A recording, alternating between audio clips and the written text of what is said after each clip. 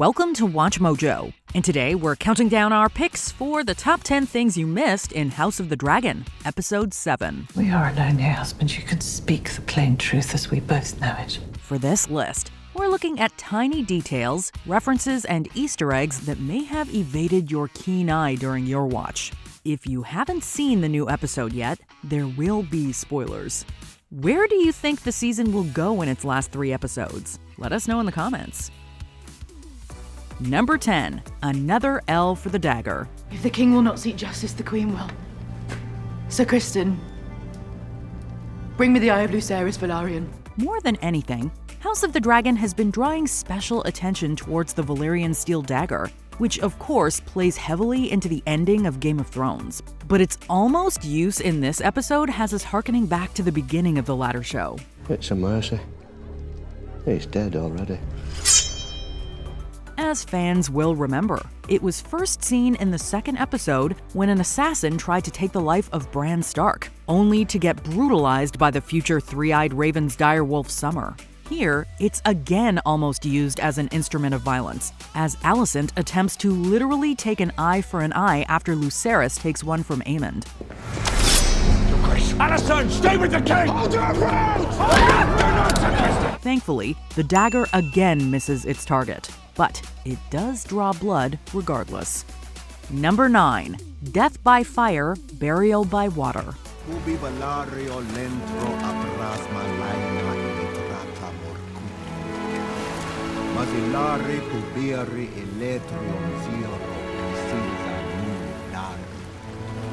One of the most heartbreaking moments in the show so far comes in the previous episode, when Laena opts to die a dragon rider's death rather than suffer the horrors of another botched birthing. Dracarys! Dracar! It was hard to let her go, especially since it seemed like she was just coming into her own. We are already too keenly aware that dragon fire is the go-to method for Targaryen death rites. So it's interesting to see the plot thread be immediately picked up with Laena being buried at sea.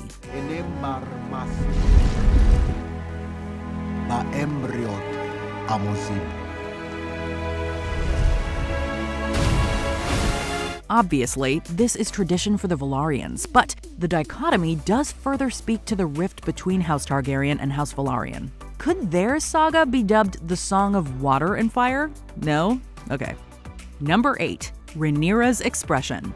There is little room for love among the Westerosi royals, as marriages are mainly used as ways to bolster houses. Even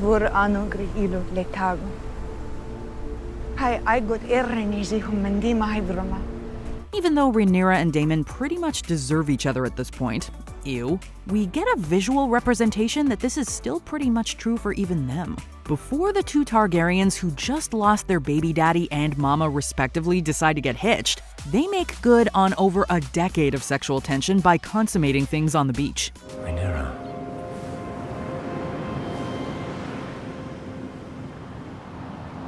I'm no longer a child. As darkly as the scene is shot, we do get a look at Rhaenyra's face during, and it seems to be one of duty rather than one of, enjoyment. It reminds us a lot of the look Alicent has with Viserys. The king has requested your presence.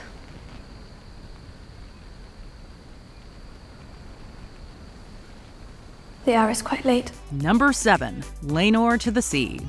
There was a lot of foreshadowing in this episode, some of which already came true. While we'll get to the more substantial instances soon, this one had a nice bit of symmetry that punctuates some solid character development for Laenor Velaryon. I should have been there. There should be our house words. Laenor is understandably despondent at his sister Laena's funeral, as he's had a rough go of things since being betrothed to Rhaenyra. He's later seen wading in the water at Driftmark before his father Corlys has him brought out. Retrieve your patron. Not for nothing, but it's interesting to note that this is also where he ends the episode, rowing away from his ancestral home with Sir Carl after faking his own death. You forget yourself.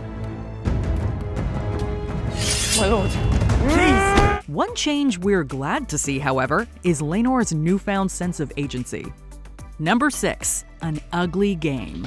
Everyone loves a good title drop moment, and we've gotten plenty with House of the Dragon. But Otto Hightower nearly makes sure we get the famous one from the previous show. Say your piece. Now what piece is that? After Alicent's regrettable incident, her father Otto comes to comfort her, or should we say encourage. At one point, he seems to refer to a certain game throne seekers tend to play. A Game of Thrones, if you will. It was an ugly thing, I regret it. We play an ugly game. And now, for the first time, I see that you have the determination to win it. He doesn't say it outright, but we know what he's getting at. However, we do think Otto's being a little naive when he thinks Alicent could win. After all, he does know what the only other alternative to winning is, right? When you play the Game of Thrones, you win or you die. There is no middle ground. Number 5. Did Helaena predict Rhaenyra and Daemon's marriage? Hand turns new, spool of green, spool of black. Dragons of flesh, weaving dragons of thread. Hand turns new, spool of green. We have nothing in common. We mentioned all the foreshadowing in this episode before, and we'll be returning to the topic again. But this one still has fans analyzing things.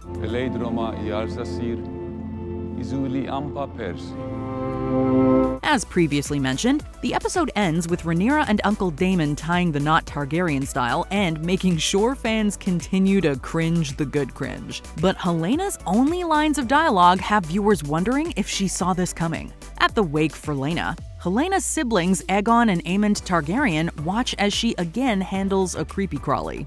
However, the things she utters to herself, specifically about dragons of flesh weaving dragons of thread, could be code for the impending nuptials. Dragons of flesh, weaving dragons of thread. In any case, we'll definitely be more attentive to what Helaena says next. Number 4. Improper funeral attire. Episode 5 made a big deal out of Alicent wearing Hightower green to the feast celebrating Rhaenyra and Laenor's union. The beacon on the high tower. Do you know what color it glows when Old Town calls its banners to war? Green. It further emphasized the schism in House Targaryen inflicted by House Hightower, so we are keenly on the lookout for the color from now on.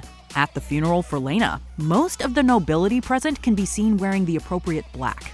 Even Rhaenyra's red getup is mostly black, but Aegon and Aemond are straight up wearing green. We actually do have one thing in common. We both fancy creatures with very long legs. While we didn't need any more hints of the friction between the 3 primary family units, it's a clever character detail to accentuate the fact that they aren't as interested in paying their respects.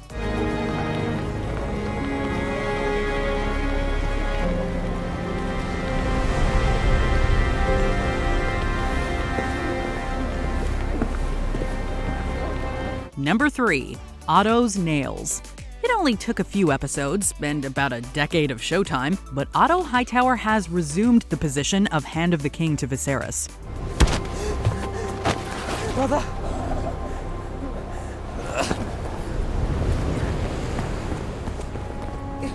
Get to bed. The show makes sure to draw attention to this early on with a close-up of his pin. But fans have noticed perhaps an even more interesting detail in the very same shot. Namely, his fingernails are looking a little worse for wear, or at least the one on his thumb. This was a prominent motif very early in the season, particularly in regard to Alicent. I wouldn't know what to say. Stop that. You'll be glad of a visitor. Alicent would constantly be seen chewing at her fingernails, likely due to stress caused by Otto pressuring her to woo Viserys. Well, now it seems the elder Hightower is at it. Now go to him, be penitent. Plead the injury to your son. Keep a grip on your passions. And I promise you in time, you and I together will prevail. Number 2. Laenor's Emblem. Though the Game of Thrones intro will likely remain unparalleled, House of the Dragon is still carving out a nice niche for itself, at least visually, rather than a map of Westeros and beyond. The intro for the prequel series shows a river of blood surrounding the emblems of its featured characters. Fans have noticed that the emblems of characters who are no longer with us have since been overtaken, but this episode contains an interesting breaking of that tradition. Sort of. No! did this happen? As mentioned, the episode ends with Laenor and company faking his death, still very much alive. But according to the intro for the episode, he's dead in the eyes of Westeros, seeing as his emblem becomes obscured. You are an honourable man. With a good heart. It's a rare thing.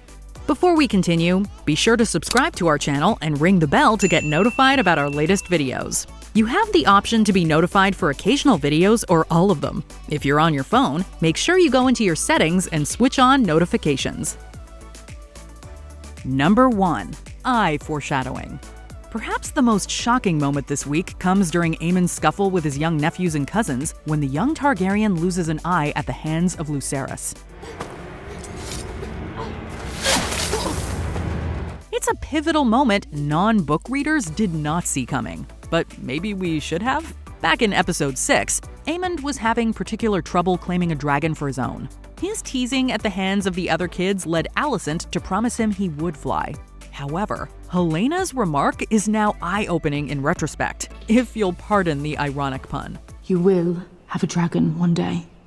You'll have to close an eye. While Helena's words could on the surface be seen as her too doubting Aemon's dragon riding abilities, it seems she not only knew he'd fly, but that he'd also lose an eye, if you'll pardon the rhyme. Do not mourn me, mother. It was a fair exchange. I may have lost an eye, but I gained a dragon. Did you enjoy this video? Check out these other clips from WatchMojo, and be sure to subscribe and ring the bell to be notified about our latest videos.